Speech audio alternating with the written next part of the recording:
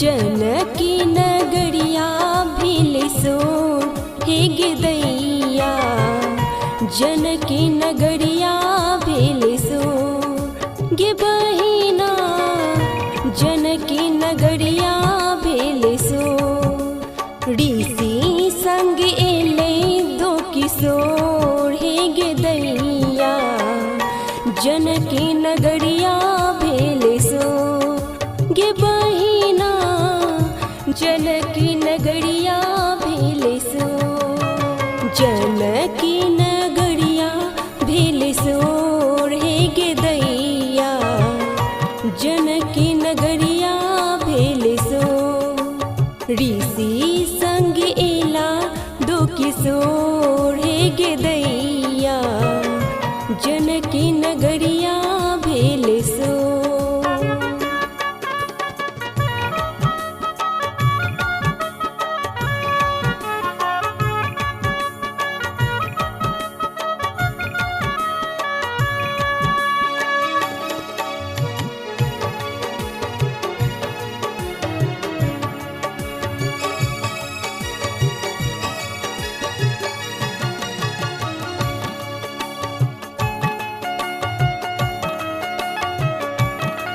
अपने सब सुन रहल छी श्री दुर्गा म्यूजिक के प्रस्तुति।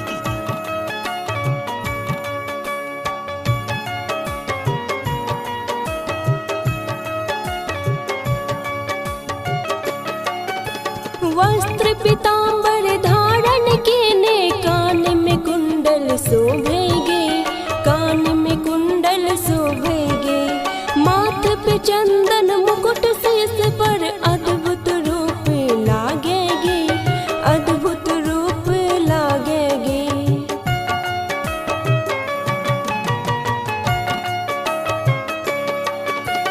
वस्त्र पीताम्बर धारण केने, कान में कुंडल शोभेगे, कान में कुंडल शोभेगे, माथ पे चंदन मुकुट, शीश पर अद्भुत रूप लागेगे, अद्भुत रूप लागेगे।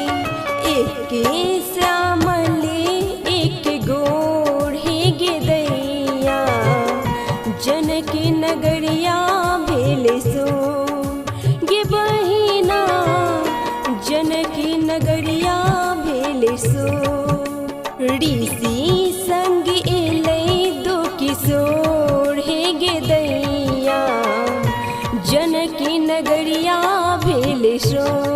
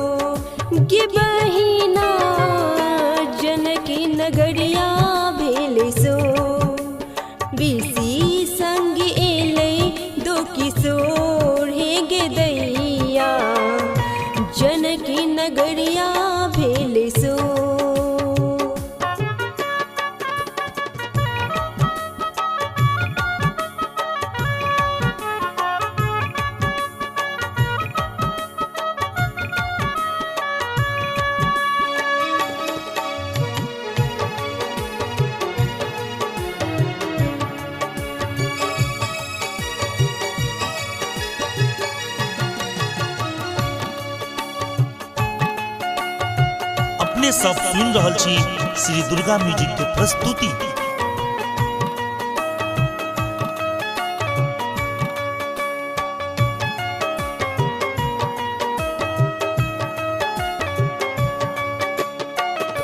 सुनित नगर के सब नर नारी दर्शन ले ले आबेगे, दर्शन ले ले आबेगे।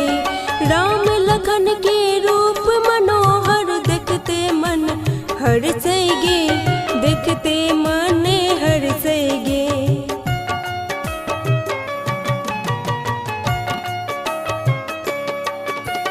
सुनित नगर के सब नर नारी दर्शन ले ले आबेगे, दर्शन ले ले आबेगे।